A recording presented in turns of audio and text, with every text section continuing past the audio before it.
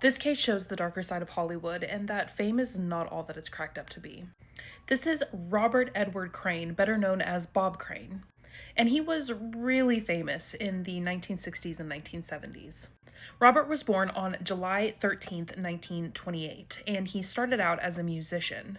He was an incredibly talented musician. He would later join the service, and then when he got out of the service, he would become a radio jockey, and that would slowly lead him to Los Angeles, where he would finally land some roles in film. At first, it was just a couple of guest spot appearances, like on The Dick Van Dyke Show, but people really liked him. Then the Donna Reed show saw Bob in the Dick Van Dyke Show and really liked him, so they offered him a spot role too. But that role became so popular that he became a regular guest. Or I guess his character became a regular character on the show. It was through this that Bob would finally land a major role, and this was in the TV show Hogan's Heroes. This was a show set in World War II Germany. These were some soldiers who were POWs, and it was supposed to be somewhat of a comedy. This became a very popular show. Within the first season, it was in the top 10 of all comedy shows.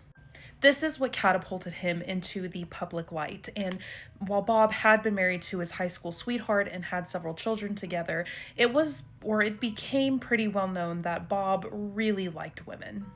And Bob would use his newfound popularity to get these women into bed with him.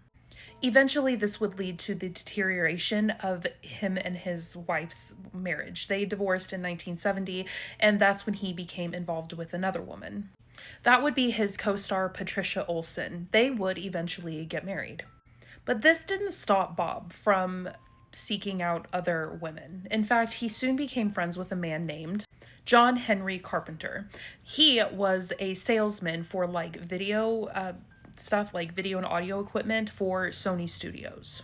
They became fast friends and used Bob's fame to go to different areas in the country or new cities to seek out women who would be interested in Bob. This gets really dark, but it really does seem like he used his fame to take advantage of women, and it didn't just stop at having adult relations with his women.